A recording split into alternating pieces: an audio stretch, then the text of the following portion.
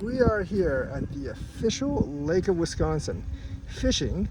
We will do a live stream later on today in the evening during prime time, I guess. But you can see I have a bunch of poles and cameras set up here. We are fishing, but we're also, I want to talk about VT, like XRP, ADA, Ethereum, like which one of these chains will actually have value in the next bull run, and also like what determines what a chain has value, because I think a lot of you are stuck on industrial utility, like, oh my gosh, we're gonna get so much utility in like 5 or 6 years and then our coin's gonna shoot up. No, that's actually not what the price is actually determined on. The price, as we've seen, is determined by ecosystem, like DeFi, NFTs, and that's what's going to matter for the next bull run too. Not your industrial utility, not that VeChain logistics adoption stuff, not the Ripple ODL stuff. I don't think that, besides helping FOMO, I don't think that stuff will actually help price at all. I do think it's going to be the DeFi ecosystem, and that's why I think you should focus on layer 1 coins that have smart contracts, that have NFTs, that has DeFi, that has a ton of active developers. It doesn't matter if your community has a ton of moon boys and conspiracy theorists. That's not going to really help your coin. They're just morons. But like the people that actually develop apps, if you have a large community of those, that's going to be money. So like right now, I'm kind of betting on like maybe Ethereum if they ever fix their gas fees. Solana's been down a couple times, but their price stays up, and that's because they have a lot of apps and stuff on their blockchain. But I'm really looking at Binance. Yes, centralized it is, but centralization and industrial utility are like highly much secondary to investors over like actual DeFi ecosystem and like money locked and things like that. Now, I will say TVL is not a great marker for activity because that can actually be faked. But I even think like coins like TRON actually have a lot of value in them. TRON's ecosystem is actually fairly bustling and active. And unlike Solana, they actually haven't been down 6 times in the past year. And their TVL now surpasses Solana's. And the thing is, like, yes, there are a bunch of crappy gambling dApps, but there are actually people using those crappy gambling dApps. So they actually do have value. I think Justin Sun is kind of like holding the value back, sure. But at the same time, like, I do think based on their ecosystem, their TVL and everything, they could actually be undervalued right now comparatively to the other blockchains.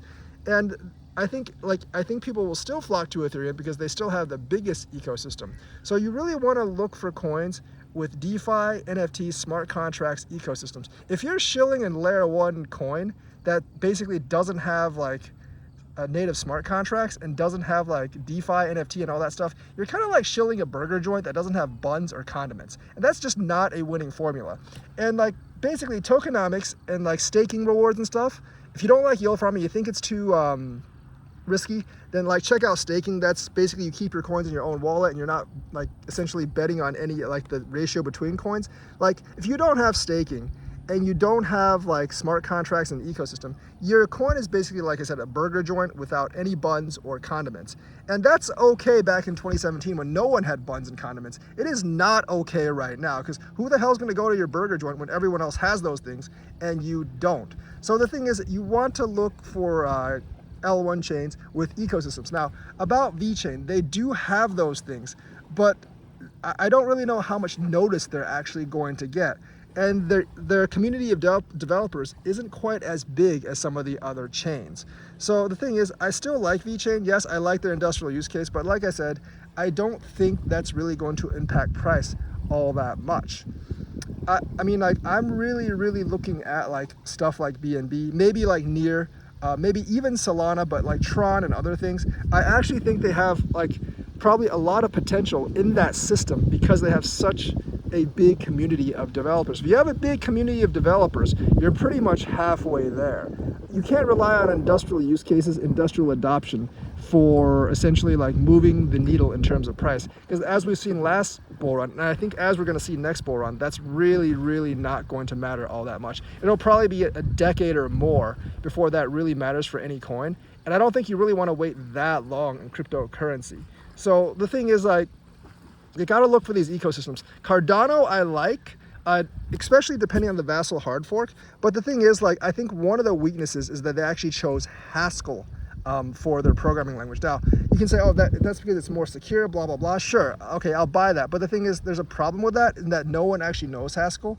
So not that many people want to learn it just to develop on it. So I think that could have actually been a mistake for like people that are actually investing into the coin, at least in the next like 4 to 5 years. Because I think, like, you know, if you have a coin that has a developer language that a lot of people know, you have a pretty big advantage. So, you know, Solidity and stuff like that, I think that's pretty solid. Haskell is really, really fringe, and I think that actually might hurt Cardano in the coming 4 or 5 years.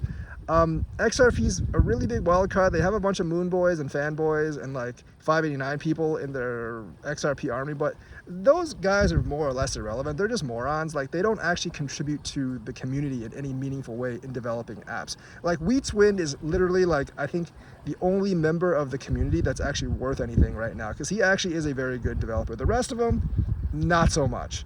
So the thing is, like, they lack like native smart contracts. Maybe like hooks will come along sooner or later, and they lack an ecosystem. They also lack any kind of tokenomics at all, because there's like 0 staking rewards for like on-chain staking rewards for XRP. Yes, you can stake it at like BitTrue and stuff, but we all know that giving your coins to an exchange could actually be a pretty bad idea, and you don't have any on-chain rewards. So they're kind of blank in those 2 categories.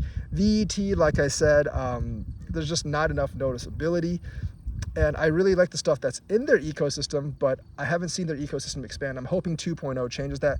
Cardano, Haskell, maybe like will like limit their growth or like inhibit their growth some.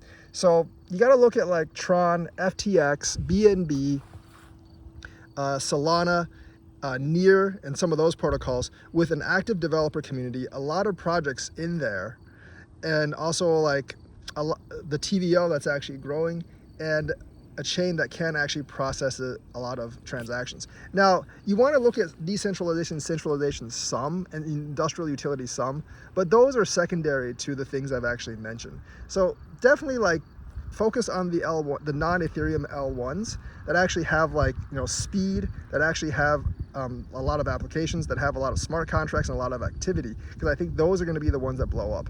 And Polkadot can be included in there too. But like, and also like look at some of the projects that are actually on these chains, and not just the chains themselves.